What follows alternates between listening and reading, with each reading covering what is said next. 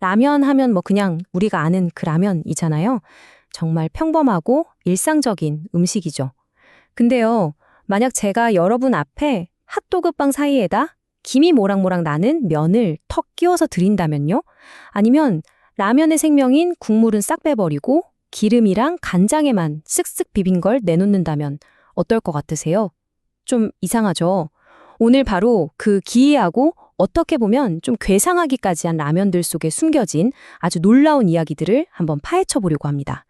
자, 이거 보세요. 아니, 국수가 빵 안에 들어가 있다고요? 이게 바로 야키소바빵이라는 건데요. 와, 탄수화물에 탄수화물을 더한 정말 기묘한 조합이죠. 이걸 처음 보면 다들 이게 뭐야, 장난하는 건가? 이런 생각부터 드실 거예요. 그쵸? 거의 뭐 흰쌀밥에 식빵을 써먹는 거랑 비슷한 충격이랄까요? 자, 그럼 이건 어떠세요? 라면에 끓이지 않고 그냥 봉지째로 막 부셔가지고 스프 뿌려서 과자처럼 먹는 거예요. 이거 뭐 우리 어릴 때 한 번쯤 해보지 않았나요?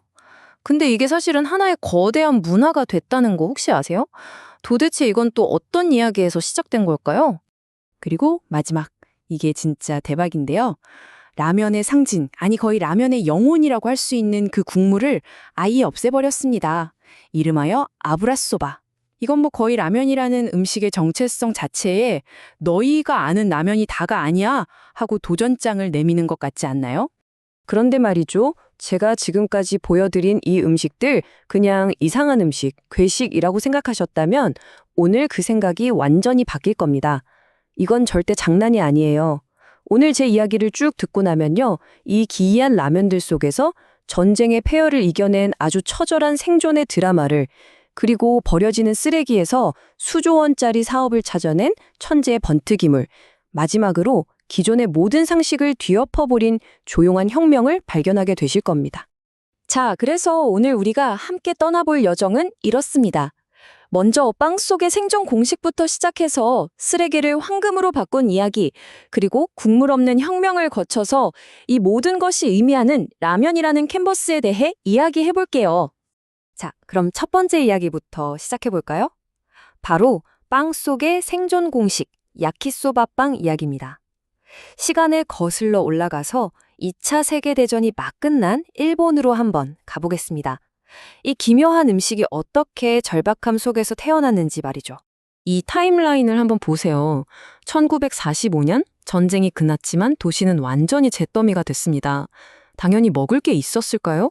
주식인 쌀은 뭐 구경조차 할 수 없었고요. 사람들은 정말 끔찍한 굶주림에 시달렸습니다. 바로 그때 구세주처럼 등장한 게 있었어요. 바로 미국의 구호물품 밀가루였습니다. 엄청난 양의 밀가루가 일본으로 들어왔고 바로 이게 모든 이야기의 시작점이 됩니다. 그러니까 이 야키소바 빵이라는 조합은요. 와, 이거 맛있겠다. 이런 생각에서 나온 게 절대 아니었어요. 철저하게 생존을 위한 논리적인 계산이었던 거죠. 자, 한번 생각해 보세요. 문제는 뭐냐? 쌀이 없어요. 대신 싸구려 밀가루로 만든 밍밍한 빵만 있는 거죠.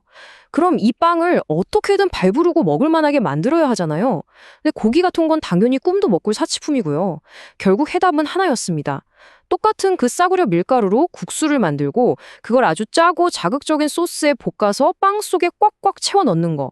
어떻게든 단돈 몇 푼으로 최대한의 칼로리와 포만감을 얻으려는 처절한 계산의 결과물이었던 겁니다. 아니 근데 왜 하필 빵에다 면을 넣었을까요? 여기에는 아주 현실적인 두 가지 이유가 있었습니다. 첫째는 휴대성. 당시 일본은 나라 전체가 거대한 재건 공사장이었어요. 노동자들은 바쁘게 일하면서 한 손으로 아주 빠르고 간편하게 에너지를 채워야 했죠. 그리고 두 번째는 포만감 극대화.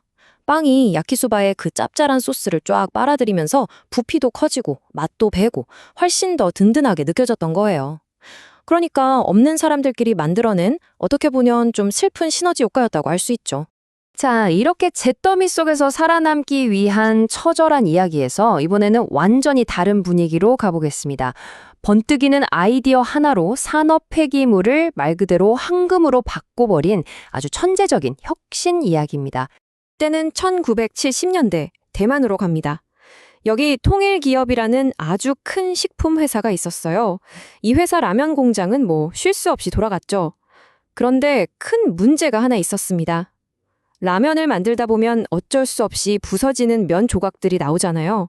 그 양이 매일 어마어마했던 겁니다. 이걸 전부 다 그냥 폐기 처분해야 했으니 회사 입장에서는 매일매일 돈을 그냥 쓰레기통에 쏟아붓는 거나 마찬가지였죠.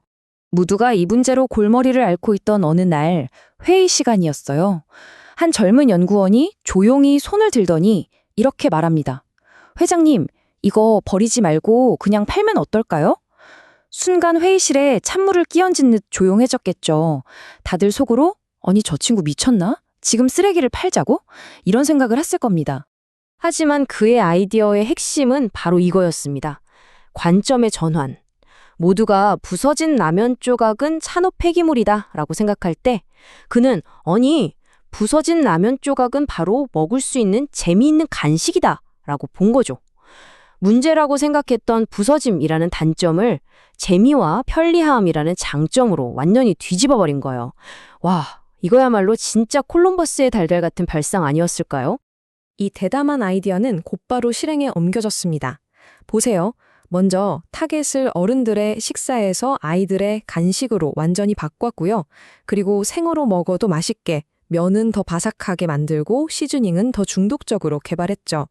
마지막으로 이건 끓여 먹는 라면이 아니라 새로운 라면 과자입니다. 라고 마케팅을 하면서 아주 저렴한 가격으로 시장에 내놓습니다.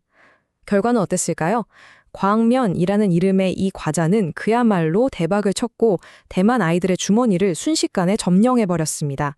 매일 버려지던 쓰레기가 회사의 엄청난 효자 상품, 캐시카우로 변신한 순간이었죠. 자, 이제 마지막 이야기입니다. 라면의 가장 큰 상징, 그 국물을 스스로 내던져버린 어쩌면 가장 이단아 같은 라면을 만나볼 시간입니다. 바로 국물 없는 혁명, 아브라소바의 이야기죠.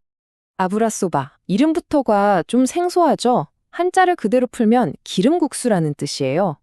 말 그대로 국물이 전혀 없이 뜨겁게 삶아낸 면에 진한 간장 소스랑 기름을 붓고 그 위에 여러 가지 토핑을 얹어서 쓱쓱 비벼 먹는 라면입니다. 처음 보면 국물 없는 라면이라니 뭔가 되게 허전하고 마치 뚝배기는 없는데 설렁탕 고기만 덩그러니 있는 그런 느낌일 수도 있어요.